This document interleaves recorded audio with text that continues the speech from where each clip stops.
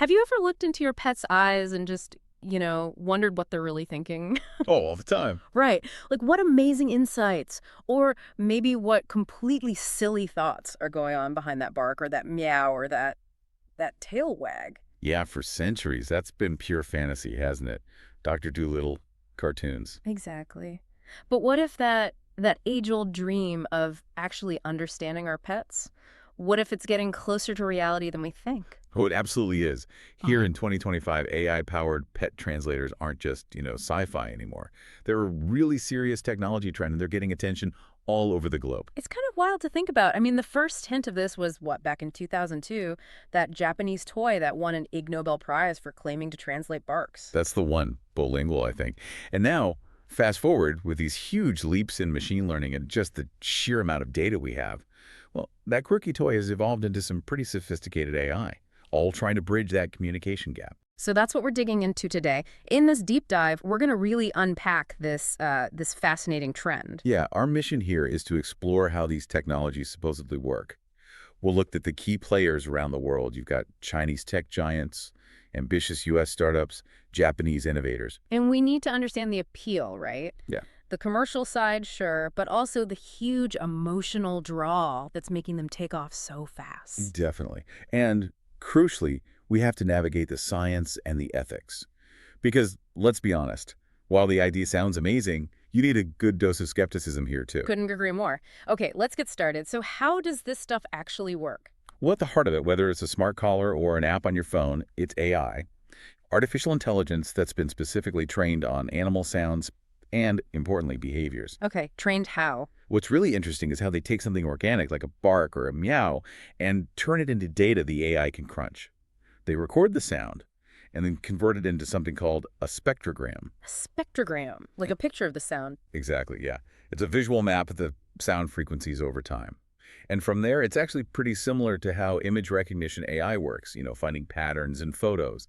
These systems look for patterns in those sound images. So it's trying to find the unique sonic fingerprint of that specific meow or bark, not just loudness or something simple. Precisely. A lot of them use deep learning models. These are trained on thousands, sometimes even millions, of audio samples that have already been labeled. So the AI learns to tell the difference between, say, feed me now, meow, and maybe an irritated get away from me yowl, based purely on those learned patterns. Okay, but I've heard some systems are doing more than just listening, right? They're pulling in other data streams. Yes, and that's where the accuracy claims start to get, well, more interesting. Context is key. Look at Baidu's recent patent. That's a really good example. It aims to combine the audio with body language. Like tail wags, ear position, stuff like that. Uh-huh. And even vital signs, heart rate, temperature. Wow. Okay, so the real potential breakthrough isn't just listening better, it's building this whole picture biometric behavioral. That kind of changes what translation even means here, doesn't it? It really does. The goal is to get a sense of the animal's overall state.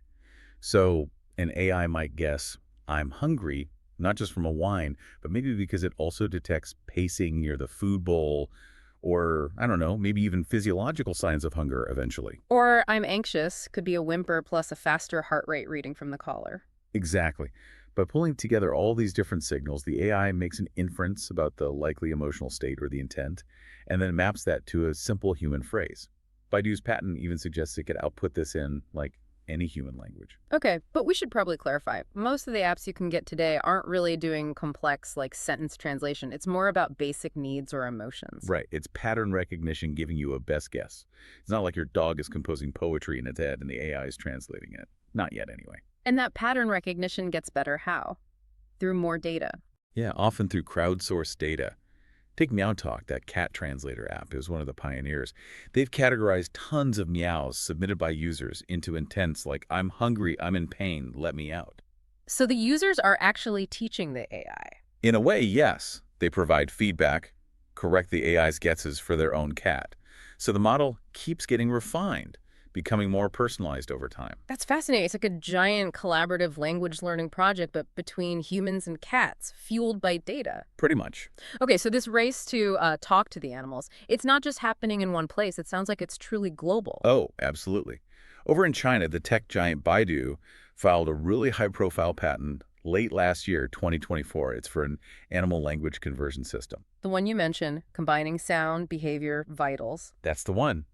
It's aiming for that really comprehensive approach, collecting all that data to figure out emotional states and intentions. So the idea is you get the bark, plus the dog's ears are back, plus its heart rate is up, and the system puts it together and says, maybe I'm scared. That's the concept.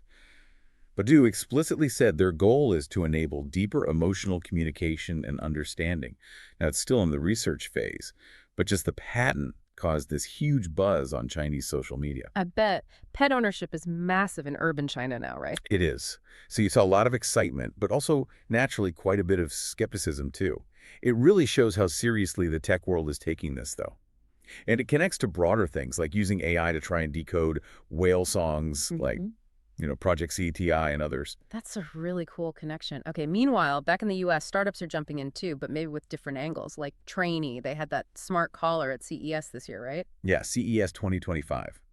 The Traini collar is basically pitched as an emotion sensor for your dog. It analyzes bark patterns, sure, but it combines that with data from built-in sensors, heart rate, temperature, movement. And it tells you what? It claims to detect over 10 different canine emotional states. Things like joy, anxiety, distress. You get these real-time mood readouts, alerts on your phone. Okay, so if it picks up, like, rising anxiety from a certain bark plus a high pulse, it might ping you, suggest you comfort the dog or change the situation. That's the idea. It's marketed as a tool for better pet parenting. Right. And there's a health angle, too, like if it detects prolonged anxiety or lethargy, that could maybe flag an underlying medical issue sooner. Interesting. Did people go for it? Well, they opened pre-orders right after CES, and apparently it got a lot of buzz. Became one of the talked-about pet tech gadgets. Okay, then there's Personify AI. That sounds different. Shazam for pets. What does that even mean? Yeah, that one's taking a totally different route. It's purely about entertainment, really. It's not trying to translate what your pet is actually vocalizing. Instead, it gives your pet a kind of simulated voice. Wait, how? A speaker on the collar? You got it. A smart collar with a speaker and a sort of chatbot program. So talk to your pet. And the collar talks back. In a pre-recorded human voice, yes. You might say, "Who's a good boy?" And the collar speaker might pipe up with, "Me, I'm the good boy," or something like that. No way. Yeah. The AI apparently picks up some cues from the pet's state to make the responses vaguely contextual. And owners can choose from like 27 different character voices for their pet. Okay, that's pure novelty right there. Must be expensive. It is. Around $500 up front, plus a subscription. It was up for pre-order late 2024. It does have some practical safety features too, like detecting snake rattles, GPS tracking. But yeah, the main draw is clearly the wow factor, this sort of talking pet illusion. Definitely taps into a certain desire. Okay, and you mentioned MeowTalk earlier, the app. Right, the software side. Yeah. Created by a former Amazon Alexa engineer, launched back in 2020, it focuses just on cat meows, trying to identify them in, I think, 9 to 13 basic categories. Feed me, let me out, I'm happy, that sort of thing. Then that one's popular. Hugely popular, Yeah. especially in Japan, something like 17 million downloads there alone by late 2022. And like we said, it keeps learning from user feedback, fine-tuning the model for each individual cat. Wow. Okay, speaking of Japan, they have their own unique take too. Twipet. They do. NTT Docomo's subsidiary, QNOQ, released Twipet in 2024. It's an AR app for your phone. Think pet Instagram filter, but with AI smarts. AR, so you point your phone. Yeah, you put your phone camera at your dog or cat. The app uses generative AI to analyze its pose, maybe its expression, and then it overlays a funny little cartoon speech bubble. With text. Like what? Like, "I'm just chilling, right? Meow." Or, "Is it dinner time yet?" Cute, shareable stuff. So it's designed specifically for social media fun.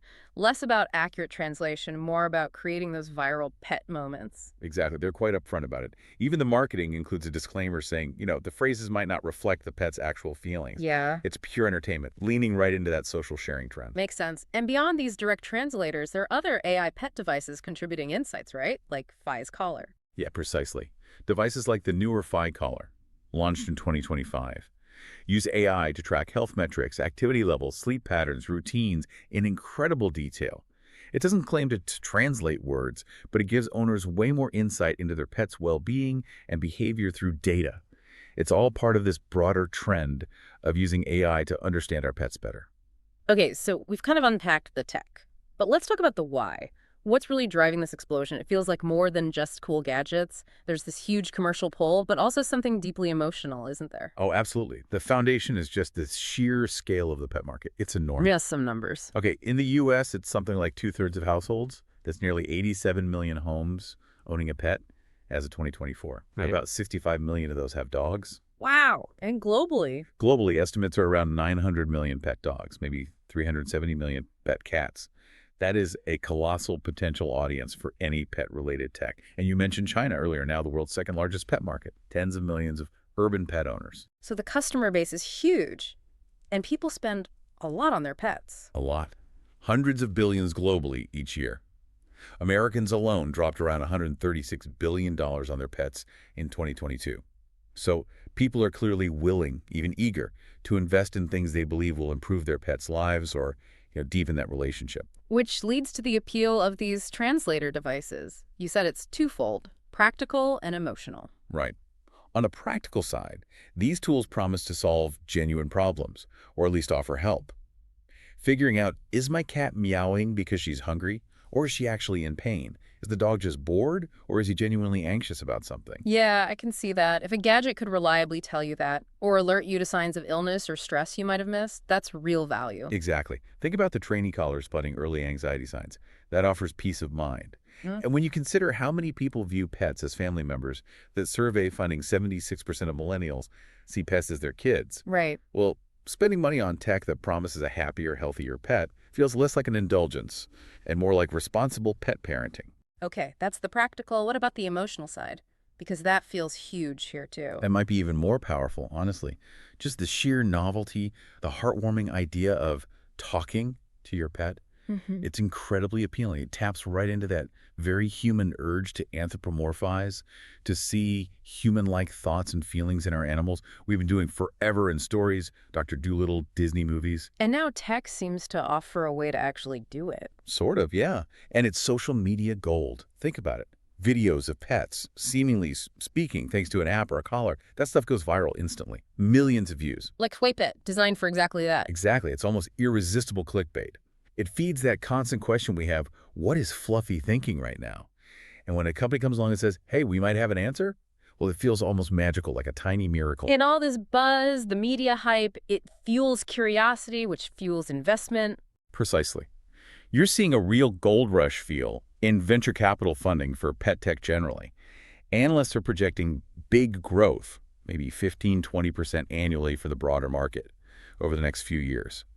These translator products, they're not just tools. They're described as emotionally compelling applications. They hit people right where they care. Okay, this is all fascinating, the tech, the appeal, but we absolutely have to get into the other side of it. The scientific critiques, the ethical questions, because it's not all straightforward, is it? Not at all. And a really central criticism from animal behavior experts and scientists is that calling this stuff translation is, well, it's pretty misleading. Why misleading? Because animal communication, even complex systems like whale songs or primate calls, it's fundamentally different from human language.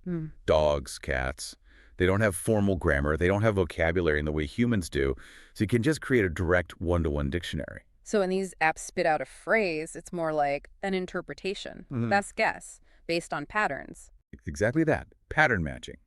The AI detects correlations. Okay, this specific sound pattern often happens when the dog is showing other signs of stress or is left alone.